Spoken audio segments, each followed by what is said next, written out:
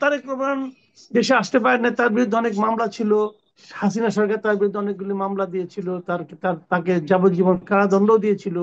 এই সমস্ত কারণে উনি আসতে পারেন না, সেটা একটা লজিক ছিল। তারপরে তারেক রহমান সাহেব যখন এই সমস্ত মামলা থেকে মুক্ত হয়ে গেলেন, শেখ হাসিনা দেশ থেকে পালিয়ে গেলেন, যে সমস্ত ঘটনা ঘটলো, এখন তো আর সেই ভয়টা ওনার থাকার কথা না। তারপরেও উনি কিন্তু আসছেন না। এবং ওনার মা অসুস্থ এই মুহূর্তে, এবং মা জীবন মৃত্যুর সন্ধিক্ষণে আছেন। এই বিষয়টা কিন্তু বাঙালিদের জন্য খুবই একটা সেন্সিটিভ ব্যাপার।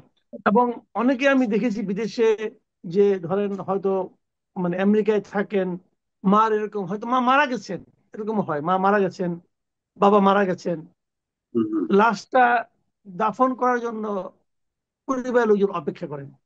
তো যিনি আসেন তিনি তো জানেন যিনি মারা গেছেন, কিছু করার নাই, কিন্তু তারপরেও কিন্তু উনি ছুটে আসেন এবং এসে হয়তো 2 দিন 3 দিন থাকেন, থেকে চলে যান। এতে ওনাদের অনেক খরচ হয়, হয়তো ওনারা অতটা ধনাঢ্য ব্যক্তিও নন, অনেক খরচ হয়, তারপর তারা কিন্তু আসে, কারণ এটা হলো একটা ইমোশনের ব্যাপার।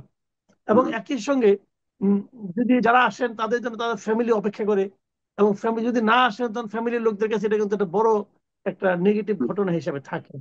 যদি ধরেন কথার কথা, খোদা না করুক, ধরেন খালেদা জিয়ার কিছু একটা হয়ে গেল, তারেক জিয়া শেষ পর্যন্ত আসলেন না, অথবা যদিও আসেন, আমাদের এখানে কিন্তু হয় এরকম, যখন আসেন তখন পাড়া প্রতিবেশী আত্মীয় স্বজন বলে যে সেই আসলা, একদিন আগে আসলে না। এগুলো কিন্তু শুনতে হয়। তো এটা তো জাতীয় ঘটনা, ওগুলো কিন্তু জাতীয় ঘটনা না, কিন্তু তবুও এগুলি কিন্তু আমাদেরকে শুনতে হয়। আর এটা তো একটা জাতীয় ঘটনা।